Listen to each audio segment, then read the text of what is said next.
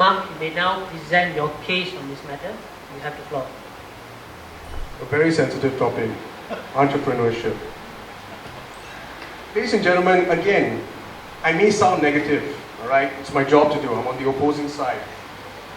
Later on, when we're having our drinks, I might support it as well, because Mark, we can make it. The thing is, Mr. Speaker, ladies and gentlemen, is how far do we go in understanding the capabilities of the younger generation? Do we cap it? Do we put a yardstick on how you should develop your entrepreneurial skills? Because let's understand one thing. If we were to follow the blueprint in focusing a lot of entrepreneurship 101 subjects, for example, they're going to limit your thinking. They're going to be saying, this is as far as you can go, because this is as far as we understand it. And that is where it directly contradicts the very nature of entrepreneurialism. There is no boundaries. Subject in itself is a boundary to whatever that you want to learn. So that is where I ask you this question. If you want to learn about entrepreneurialism, do you want to learn what the book tells you or what you think is right? You see, the universities and the higher education is going to pump millions, if not billions of ringgit Malaysia to give you a book that says, maybe you can think beyond your medical degree. Maybe you can think beyond your engineering degree. Now that's not wrong. It's fine. But in a modern age that we're living in, this is information that can be widely provided in the internet. You all have Facebook.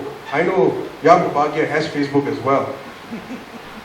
That is where the wealth of resources, the information is already in front of you.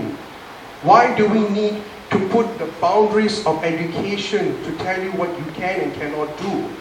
That is where you limit yourself.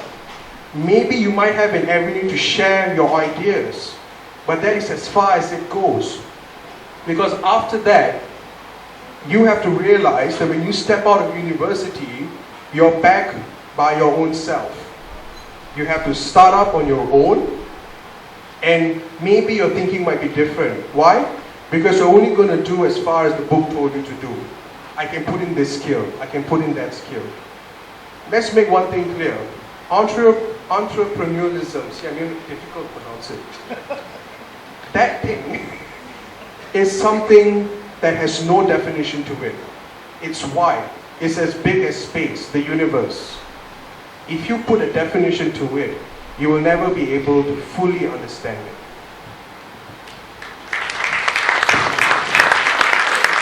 Well, you may provide your rebuttal. See, Mark, it's not about money. It's not about, we need to make everyone entrepreneurs.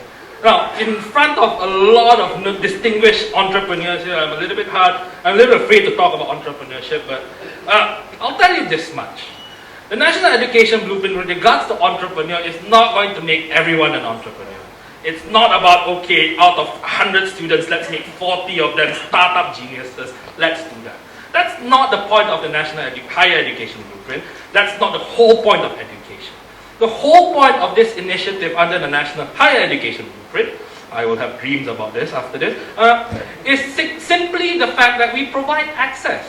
We're not saying that everyone should be an entrepreneur because it's daunting, they're full of risks and challenges. We're saying that those who think they can, or those who have an idea, or those who are willing to take the risk, universities should provide that platform. Universities should provide access. And we're not just talking about funds, we're talking about expertise. And especially this ties up with autonomy and governorship just now. When you allow universities to actually go out there and talk to the industries and saying that what can we do best to achieve this. It's beyond just about putting it in a textbook, it's beyond about just money. It's about creating that access.